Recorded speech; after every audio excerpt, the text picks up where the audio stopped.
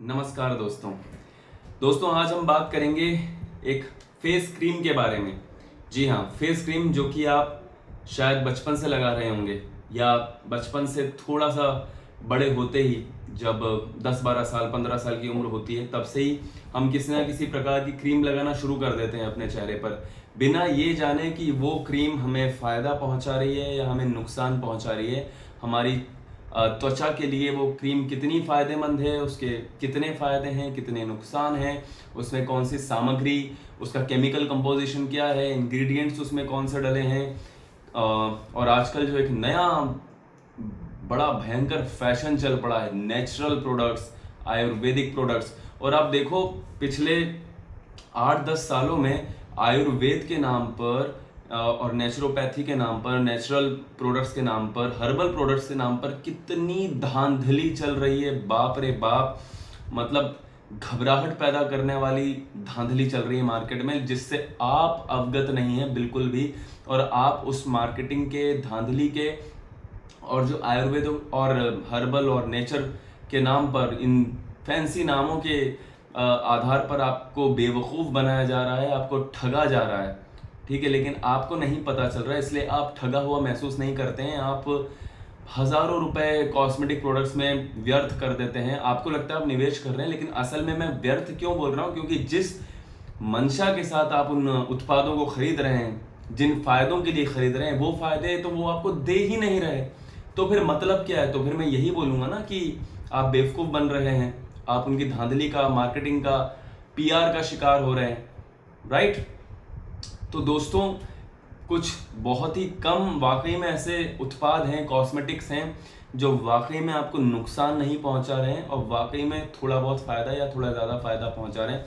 देखिए, कॉस्मेटिक्स की जहां बात आती है, मैं आपको बता दूं, फ़ायदा पहुंचा रहे हैं प्रोडक्ट्स, इससे ज़्यादा आपको परवाह इस बात की होना चाहिए, when you are purchasing any cosmetic product you should be very careful about, okay, कि इसके फायदे क्या हैं वो आप मत देखो एक बार को।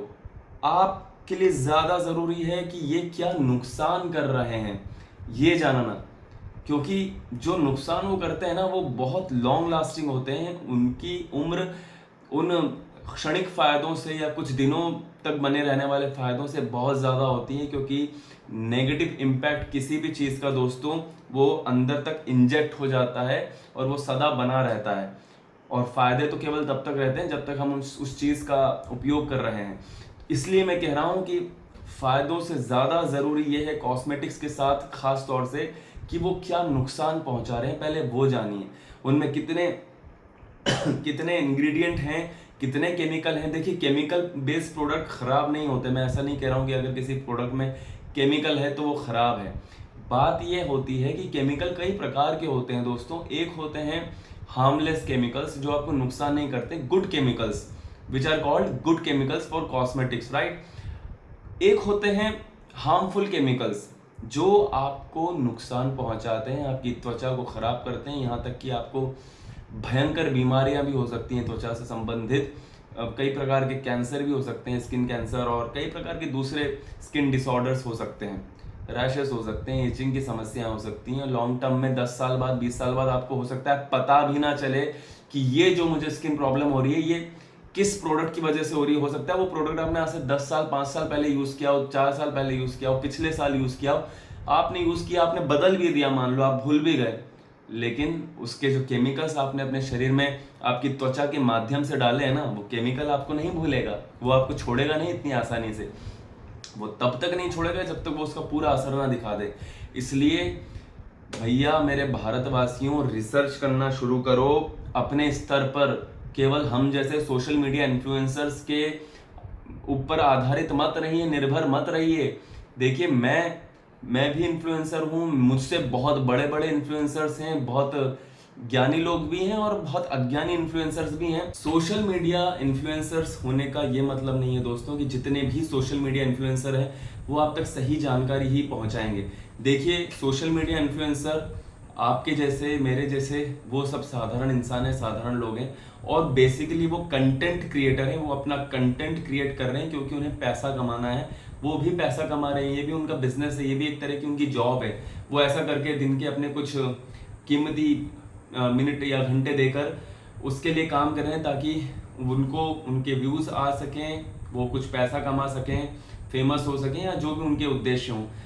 मैं ये नहीं कह रहा कि सोशल मीडिया इन्फ्लुएंसर्स सारे के सारे ही बेवकूफ़ बनाने में लगे हुए हैं, पर मैं ये भी नहीं कह रहा हूं कि आप ऐसा मान लें कि जो भी सोशल मीडिया इन्फ्लुएंसर आपको जानकारी दे रहा है इस समय सोशल मीडिया के जरिए, चाहे वो यूट्यूब हो, फेसबुक हो, इंस्टाग्राम हो या अन्य कोई भी माध्यम, हर सोशल मीडिया इन्फ्लुएंसर ज्ञानी नहीं है। हर सोशल मीडिया इन्फ्लुएंसर जिस उत्पाद के बारे में या जिस भी विषय पर बात कर रहा है, ये जरूरी नहीं है कि उसको उसका भरपूर ज्ञान हो, भरपूर उसने अध्ययन किया हो और ऑप्टिमम लेवल का नॉलेज उसने हासिल किया हो। Social media influencers are not scholars, are not specialist, are not experts and are not the researchers. Alright, so आप उन पे इस तरह से विश्वास करते हैं, जैसे हर सोशल मीडिया पे आप इस तरह से विश्वास कर लेते हैं जैसे ये बात कोई डॉक्टर बोल रहा है, कॉस्मेटोलॉजिस्ट बोल रहा है, डर्मेटोलॉजिस्ट बोल रहा है, या कोई साइंटिस्ट बोल रहा है, कोई प्रोफेसर बोल रहा है, या वो इंसान बोल रहा है जो रिसर्चर हो, जिसने रिसर्च की हो उस क्षेत्र में। ऐसा नहीं है। सोशल मीडिया इन्फ्लुएंसर्स पहली बात तो चुनिंदा हैं जो सही और एकदम सटीक जानकारी दे रहे हैं, बिना आपको भ्रमित किए, बिना आपको गलत जानकारी दिए। वरना तो मिली जुली जानकारी मिलती है, आधा ज्ञान मिलता है, ठीक है, और वो भी कितना सही होता है कितना नहीं ये भगवान ही जाने। तो सबसे पहली दरख्वास्त, आंख बंद करके हर किसी की बातों पर विश्वास में आना और उसकी बात मानकर वो कार्य करने लग जाना, ये बंद कर दीजिए। थोड़ा सा दिमाग अपना भी उपयोग करना शुरू करिए, थोड़ी सी शिक्षा, थोड़ी सी मतलब मेहनत जो है वो आप भी शुरू करिए, क्योंकि शिक्षा आपने भी हासिल की है, आप भी पढ़े लिखे हैं। ये सब चीज़ें पता करना कोई बड़ी बात नहीं है। अगर आप मैं ये नहीं कह रहा कि आप दिन भर पढ़ते रहिए, इस बारे में नेट खंगालते रहिए, लेकिन जो उत्पाद आप उपयोग कर रहे हैं उसके बारे में थोड़ी बहुत जानकारी, जागरूकता, इसको जागरूकता कहते हैं। बेसिकली मैं चाह रहा हूँ कि आप जागरूक बने, तो जागरूकता बहुत ज़रूरी है दोस्तों। ये पता लगाना कि हाँ ये प्रिजर्वेटिव तो जो डाले जाते हैं, पैराबेन्स या सल्फेट्स वगैरह या कुछ भी सोडियम बेंजोनेट वगैरह, जितने भी प्रिजर्वेटिव्स, या जो खाने पीने में आईएनएस वगैरह डाले जाते हैं, उन सब के कितने घातक नुकसान हैं, क्या बीमारियां वो दे सकते हैं, वो किन देशों ने बैन कर रखे हैं, हमारे यहाँ क्यों चल रहे हैं, ये सब आप पता लगा सकते हैं। खुद भी थोड़ा सा अध्ययन करिए, केवल दूसरों पर निर्भर मत रहिए। खुद अध्ययन करेंगे तो ज़्यादा संपूर्ण ज्ञान भी मिलेगा और ज़्यादा सटीक और ज़्यादा ठोस आपके पास जानकारी होगी। आधी अधूरी नहीं होगी कि 2 मिनट का, 3 मिनट का, 5 मिनट का कोई वीडियो देख लिया और बस आधी अधूरी जानकारी ले ली, खुद ने भी आधी अधूरी जानकारी ली, दूसरों तक भी आधी अधूरी ही बढ़ाई, जैसा कि हम कर ही रहे हैं व्हाट्सएप यूनिवर्सिटी और इंस्टा यूनिवर्सिटी के माध्यम से। ठीक है, देखिए मैं ऐसा इन्फ्लुएंसर हूँ जो कभी भी अपने दर्शकों को आधी अधूरी जानकारी नहीं देता है। मेरे वीडियोस देखने के लिए सामने वाले के पास सब्र होना चाहिए, क्योंकि मैं जिस भी मुद्दे पर बात करता हूँ मैं बड़ी विस्तार से बात करता हूँ, मैं बहुत हर चीज़ का बहुत अच्छे से वर्णन करता हूँ और मैं डिटेल में बात करने पर विश्वास रखता हूँ। ठीक है, तो इसलिए मेरे वीडियो केवल वही लोग देखते हैं जिनके पास सब्र है, जो पूरी जानकारी चाहते हैं, विस्तारित जानकारी। मैं आधी अधूरी जानकारी देने में विश्वास नहीं रखता, इसलिए मैं वैसे विषय छूता ही नहीं हूँ, उन मुद्दों पर मैं बात ही नहीं करता हूँ जिनकी मुझे पूरी जानकारी नहीं है। ठीक है दोस्तों, तो अब मैं आपसे ये बोलना चाहूँगा, जैसे हम क्रीम पे बात कर रहे थे, आज का जो ये हमारा वीडियो है विशेष रूप से क्रीम के ऊपर है। मैं आज आपको एक ऐसी क्रीम से रूबरू करवाने जा रहा हूँ जिसका नाम आपने बचपन से सुना होगा, लेकिन आपने इस्तेमाल की है या नहीं की है मुझे नहीं पता। की है तो अच्छी बात है, तब तो आप जानते होंगे। नहीं की है तो मैं बस ये चाहूँगा कि आपको पता चल जाए, यूज़ करना नहीं करना आपके ऊपर है, क्योंकि वो मेरा अनुभव है और मैं अपना अनुभव ही साझा करता हूँ। जब भी मैं किसी उत्पाद की बात करता हूँ तो मुझे कोई कंपनी पैसा नहीं दे रही है, फिलहाल अभी तक जिन बारों में बात की उसमें तो नहीं दे रही है। जब देगी तो वो मैं बताऊंगा कि ये पेड प्रमोशन है, ये कंपनी से मेरा कोलैबोरेशन है और ये मैं इसका प्रचार कर रहा हूँ। ठीक है, लेकिन फिलहाल जिस क्रीम के बारे में मैं आपको बताने जा रहा हूँ आज, वो क्रीम है ये, देख लीजिए ध्यान से, ये है वीको टर्मरिक। अब वीको टर्मरिक जो है, इसमें 2 वेरिएंट आते हैं, एक Vicco turmeric with the goodness of sandalwood oil और एक आती है इसमें WSO विदाउट सैंडलवुड ऑयल। तो पहले सैंडलवुड ऑयल की बात कर लेते हैं, जो कि मैं इस्तेमाल कर रहा हूँ पिछले 12-15 साल से।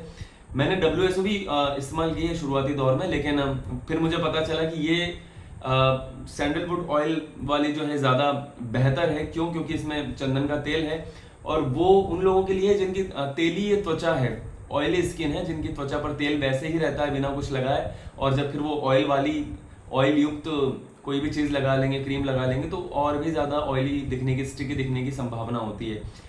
लेकिन फिर भी डिपेंड करता है स्किन टू स्किन। बहुत सारे लोगों को ये वाली भी सूट करती है, ऑयली स्किन होने के बावजूद भी उनको ऐसा नहीं लगता कि इसकी वजह से कुछ अतिरिक्त तेल उनकी त्वचा पर दिख रहा है, आ रहा है। ठीक है, तो आप देख सकते हैं कौन सी आपकी त्वचा को सूट करता है। मैं इसकी जानकारी जो है क्यों साझा कर रहा हूँ आपके साथ, क्योंकि इसको इस्तेमाल करते करते मेरे पास मुझे 12-15 साल हो गए हैं, लेकिन मुझे इससे कोई शिकायत नहीं है। शिकायत क्यों नहीं है? क्योंकि ये तेल, ये पहली बात तो जो इसमें तेल डाला गया है ये त्वचा के लिए बहुत अच्छा होता है, और जो इस पूरी क्रीम का कंपोजिशन है, जो भी इसमें सामग्री है, इंग्रेडिएंट्स है, वो सभी अच्छे हैं और बहुत ज़्यादा चीज़ें इसमें है नहीं। इसमें देखिए हल्दी के एक्सट्रैक्ट्स हैं और चंदन तेल है और बस ज़्यादा कुछ है नहीं, 2-4 चीज़ें हैं बस। इसमें प्रिजर्वेटिव्स में इन्होंने जो है मिथाइल पैराबिन और प्रोपाइल पैराबिन का इस्तेमाल किया हुआ है और बेंजाइल अल्कोहल भी है इसमें। ठीक है, तो 2-4 इसमें जो प्रिजर्वेटिव्स हैं वो, उनमें ऑब्वियसली पैराबिन अच्छा नहीं होता है स्किन के लिए, हमारी सेहत के लिए, लेकिन हो सकता है इनको अभी तक उसका कोई विकल्प नहीं मिल पाया हो इसलिए पैराबिन यूज़ कर रहे हैं। वरना ओवरऑल देखा जाए तो वैसे क्रीम अच्छी है, बाकी की क्रीमों से बेहतर है। मैं ये बिल्कुल भी दावा नहीं कर रहा हूँ कि ये क्रीम मार्केट में उपलब्ध सभी क्रीमों से सर्वश्रेष्ठ सर्वोत्तम क्रीम है, ऐसा मैं बिल्कुल नहीं कह रहा हूँ दोस्तों। मैं केवल ये कह रहा हूँ कि जो एक बजट होता है, मिनिमम बजट, अगर आप बहुत लग्जरी ब्रांड्स यूज करने के आदी नहीं है, आप बहुत सिंपल सोबर चीजें यूज करते हैं मेरी तरह, तो सिंपल सोबर लोगों के लिए Vicco turmeric is one of the best creams, you can have it. क्योंकि ये देखिए बहुत ज़्यादा महंगी भी नहीं है। अभी ये मेरे पास 50 ग्राम वाली है जिसकी प्राइस है 222। ठीक है, तो 222 रुपये में ये 50 ग्राम क्रीम जो है मुझे मिली हुई है, जो कि मुझे नहीं लगता कि बहुत ज़्यादा है। वो भी अभी इसके दाम थोड़े बढ़ गए हैं, पहले तो ये और भी सस्ती हुआ करती थी। और WSO तो की जो प्राइस है वो तो और भी कम होती है। तो देखिए अगर प्राइस की बात करें, इसके फ़ायदों की बात करें, तो उस कैटेगरी में, अपनी कैटेगरी में this is one of the best creams we can say. And इसको अगर आप लगाना चाहते हैं तो इसको आप कभी भी लगा सकते हैं, सुबह से लेकर रात तक। इवन इसको आप एज अ नाइट क्रीम भी यूज कर सकते हैं, क्योंकि बहुत ही साधारण सी क्रीम है। इसमें कोई ज़्यादा ऐसा कंपोजिशन नहीं है जो स्पेसिफिकली दिन में काम करता हो या रात में काम करता हो, या लगाने के बाद आप सोएंगे रात भर स्किन में तब जाकर काम करेगा, ऐसा नहीं है।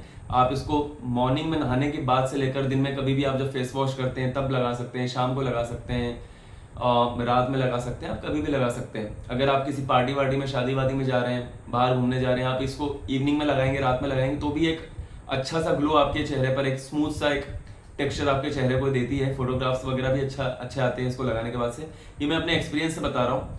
और लेकिन ऐसा भी नहीं लगता कि चेहरे को बहुत ज़्यादा इसने जैसे कोई एक्स्ट्रा मेकअप वगैरह कर लिया हो, नहीं, बहुत नेचुरल सा निखार आपके चेहरे पर रहता है कुछ समय तक।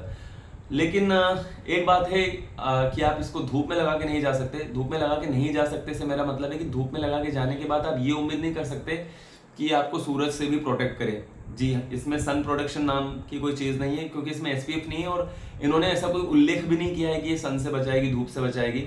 आप केवल इसको लगा के जाएंगे तो जाहिर सी बात है आपको टैनिंग होगी, आपको झाइयाँ हो सकती है, टैनिंग हो सकती है। सूर्य की रोशनी में रहने से जो भी त्वचा को हो सकता है वो हो सकता है आपको ये लगाने के बावजूद, क्योंकि इसमें सनस्क्रीन नहीं है। तो अगर आप धूप में जा रहे हैं तो वीको टर्मरिक आप लगाएं, लेकिन इसके ऊपर एक अच्छी सनस्क्रीन जरूर लगाएं, एक अच्छी हार्मलेस सनस्क्रीन लगाएं। फुल ऑफ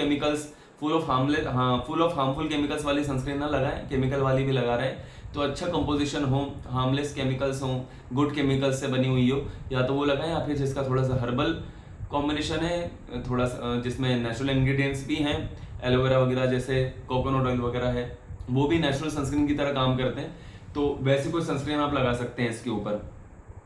तो कुल मिला के दोस्तों यही जानकारी आज मुझे आपको देनी थी। मैं ऐसे ही इसी तरह से अपनी जानकारी साझा करता रहता हूँ अपने दर्शकों के साथ, और मेरा उद्देश्य केवल इतना ही रहता है कि सही जानकारी मेरे दर्शकों तक पहुंचे। मेरे दर्शकों से मतलब है मेरा कि मेरे लोगों तक, मेरे देश के लोगों तक, या जो भी इंसान जहां से भी मुझे देख रहा है उस तक सही जानकारी पहुंचे, क्योंकि इस समय हम उस दौर में रह रहे हैं जहां पर सही जानकारी का अभाव है और सही जानकारी प्रदाताओं का भी अभाव है, क्योंकि हर इंसान पैसों के पीछे भाग रहा है, हर इंसान पैसों के बिना कुछ बोलता नहीं। और मुझे तो वीको टर्मरिक के लिए, इसके लिए कोई मेरा कोलैबोरेशन नहीं है, कोई ये पेड प्रमोशन नहीं है, मुझे कंपनी से कुछ मिल नहीं रहा।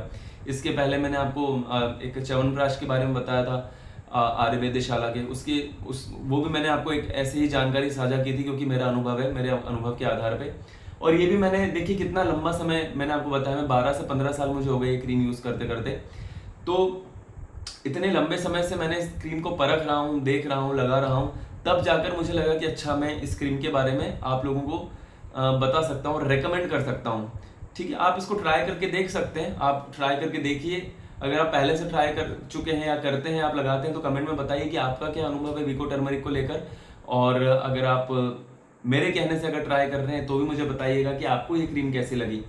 ठीक है, चलिए दोस्तों, अगर आपको भी किसी क्रीम के बारे में पता हो तो कमेंट में आकर ज़रूर बताइएगा। और किसी जानकारी को आप चाहते हो कि मैं साझा करूं किसी और मुद्दे पर, किसी और विषय पर, किसी और कॉस्मेटिक पर, या किसी भी चीज़ के बारे में बात करें, आपको पूरी सटीक जानकारी चाहिए, पूरी अच्छे से अध्ययन के साथ आप चाहते हैं कि मैं आपके सामने पेश करूं, तो आप कमेंट बॉक्स में सुझा सकते हैं। अगर मेरे द्वारा दी गई जानकारी आपको पसंद आई है तो कृपया मेरे चैनल को सब्सक्राइब करें, ताकि ज़्यादा से ज़्यादा डीप इंफॉर्मेशन आप तक पहुंच पाए, ज़्यादा से ज़्यादा लोगों तक पहुंच पाए। और अगर आपको लगता है कि आपको ये क्रीम पसंद है या आप ट्राई करेंगे और किसी और को भी एक ऐसी अच्छी क्रीम की ज़रूरत है जो फ़ायदा पहुंचाती हो, जिसके नुकसान ना हो, आप उसे भी ये वीडियो मेरा शेयर कर सकते हैं। कमेंट करके ज़रूर बताइएगा कि वीडियो कैसा लगा। बहुत बहुत धन्यवाद।